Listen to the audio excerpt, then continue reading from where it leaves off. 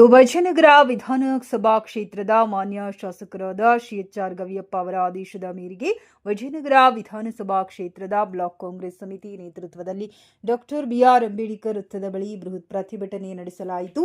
ಹಿರಿಯ ರಾಜಕಾರಣಿ ಹಾಗೂ ಕಾಂಗ್ರೆಸ್ ಪಕ್ಷದ ರಾಷ್ಟ್ರೀಯ ಅಧ್ಯಕ್ಷರಾದ ಶ್ರೀ ಮಲ್ಲಿಕಾರ್ಜುನ್ ಖರ್ಗೆ ಅವರು ಭಾಷಣ ಮಾಡಿದ ಸ್ಥಳವನ್ನು ಶುದ್ಧೀಕರಿಸುವ ಮೂಲಕ ಅವಮಾನಿಸಲಾಗಿದೆ ಎಂಬ ಆರೋಪವನ್ನು ಖಂಡಿಸಿ ಪ್ರತಿಭಟನೆ ನಡೆಸಲಾಯಿತು. ಈ ಅಮಾನವೀಯ ಕೃತ್ಯವನ್ನು ತೀವ್ರವಾಗಿ ಖಂಡಿಸಿದ ಪ್ರತಿಭಟನಾಕಾರರು ಕೂಡಲೇ ರಾಷ್ಟ್ರಪತಿಗಳು ಮಧ್ಯಪ್ರವೇಶಿಸಿ ತಪ್ಪಿತಸ್ಥರ ವಿರುದ್ಧ ಕಠಿಣ ಕಾನೂನು ಕ್ರಮ ಕೈಗೊಳ್ಳಬೇಕೆಂದು ಆಗ್ರಹಿಸಿದರು.